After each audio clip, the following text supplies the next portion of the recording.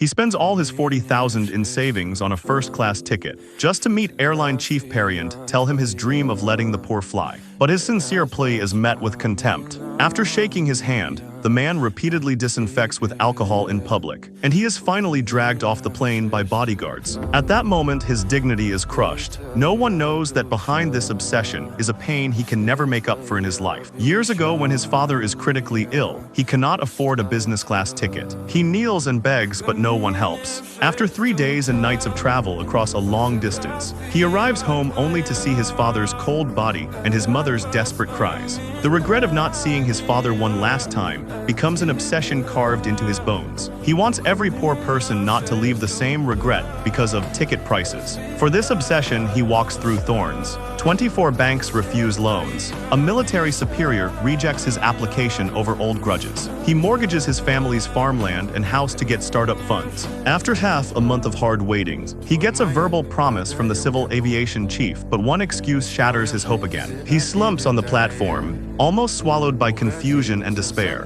In desperation, he risks his life to break into the Prime Minister's office, publicly shouting the original aim of low-cost airlines, and telling the regret buried in his heart.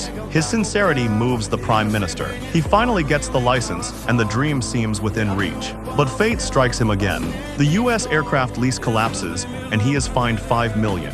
Worse, the investor he sees as a mentor is actually a pawn of his rival pair. All his efforts become a joke, trust collapses, and debts pile up. When he is on the edge of ruin, a beam of light appears. The whole village learns of his trouble and helps with all they have, selling grain, land, and savings, lifting his dream with simple kindness. This warmth makes him stand up again. But his rival does not stop, bribes the captain to damage the plane. A safety accident makes his airline dream shake again, and some villagers even ask for their money back. He does not retreat. He promises in public that on the next flight, he will take his wife, children, and mother on board, and guarantees safety with his life. On the day of takeoff, the terminal is empty. His heart sinks to the bottom, but then his partner cries out. The ticket system is flooded with orders. People never give up on him. When familiar villagers walk off the plane, when flights soar into the sky, all the grievance, unwillingness, and persistence turn into tears.